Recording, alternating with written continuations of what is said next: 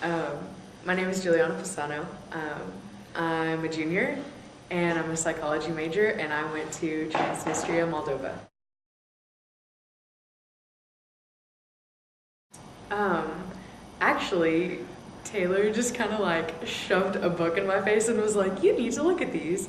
And I was just kind of like looking around in the book, and the first one that my eye was drawn to was that one. And yeah, so I just kind of knew, like when I looked at it, like I just kind of got this feeling like that's what I was supposed to be doing. So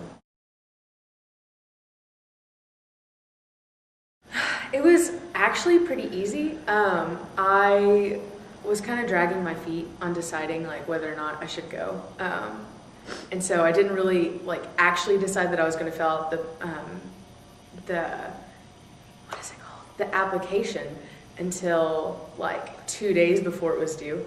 And I mean, the application's kind of lengthy, but like they really just want honest answers, and so it was pretty easy to fill out.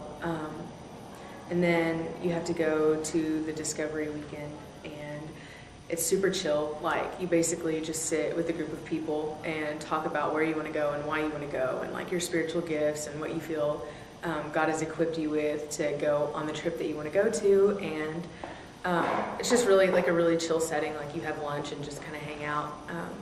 And then you have like a really informal interview, just kind of sit in a room and just talk one-on-one with your small group leaders about what you feel like God's leading you to do. It sounds scary, like interview, but it's really not scary at all. Not really. I mean, we were all kind of freaked out because, again, like we had never been in an interview. When somebody says that, it's like, I have to wear a tie, except not me because I'm a girl.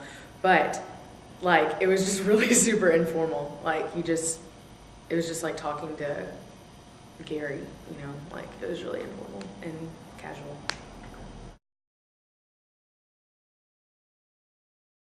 Um, that was actually one of the things that I was most worried about, is raising money, because like for me it was super last minute and I had to raise $2,400, but the money came in like really easy once I found out what I was doing. Probably in like one weekend, like the very first weekend that I went, I raised close to half of my money, like in one weekend, 3 days. So like when you're supposed to go somewhere, like God really does provide, and like the money just rolled in for me. Not saying that like you don't have to work or do anything, but I mean, if it's supposed to work out, it's gonna work out, and you really don't need to worry about it.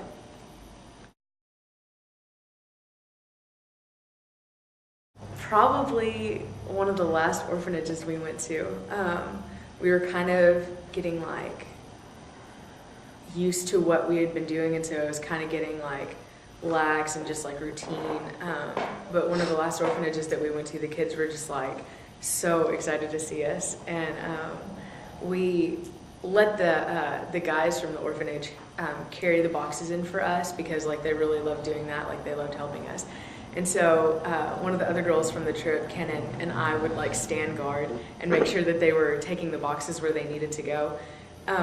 And this one kid that like walked past me said hi to me in English, and so I said hi back and smiled, and he just like giggled because he was so excited that like an American talked to him, and it was just like they were just so happy that we were there, and it kind of like re-energized everybody on the team and made us realize like this is really important to these kids, and it was a good experience. There was like a huge language barrier there, and like literally we would go and see like some of the biggest orphanages like had 500 plus kids in them, and so we didn't really get too much one-on-one time with each of the kids to like share, but we did a devotional at everyone, and so we were really rushed because we had so many places to go, but like I'm sure like at least like there were kids crying after some of the like devotionals. The girl Kenan, one of the girls that went, shared her testimony about when she was younger, and like her dad left, and told about how she just felt like really alone, and after she found Christ, that she didn't feel alone anymore, and that he filled that hole in her. And so like she told that at most of the orphanages, and like you could just tell that it was really moving for them. And so we didn't have anybody necessarily come up to us and say, hey, I've been saved, or like I want to rededicate my life or anything like that. But I mean, I'm sure, you know, that God worked in them like while we were there and even after we left. So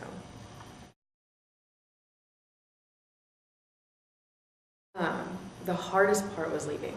I actually didn't really expect for it to be that hard, because usually when I go on a trip, I'm at least like partially ready to leave.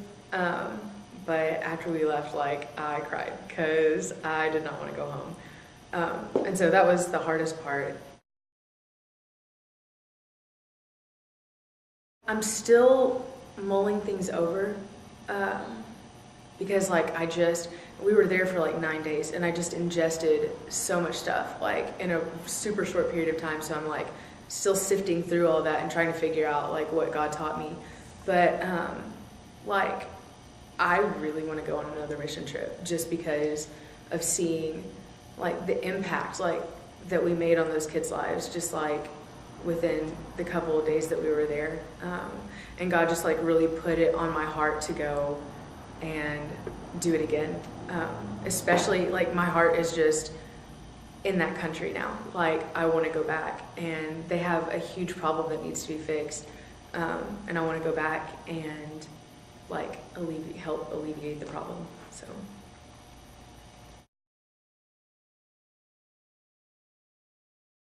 Don't not do it just because you're scared. Like just because you're worried that it's not going to work out, and like it seems like there's no way that it's going to work out, because like I feel like there were so many ways that like my trip could have gone wrong. Like I only had one trip picked out. I was like bent on going to this one place, and it wasn't guaranteed that I was going to go. I had to raise $2,400 like in a couple of months, and I had to get my passport expedited and like just all this crazy stuff. And I couldn't really fathom how it could all fall into place like in time for me to go. But it's just like God works things out like crazy, like you can't even believe. And so like if there's even like the slightest stirring in your heart to go on a mission trip, just do it, because like if you're supposed to go, it's going to work out.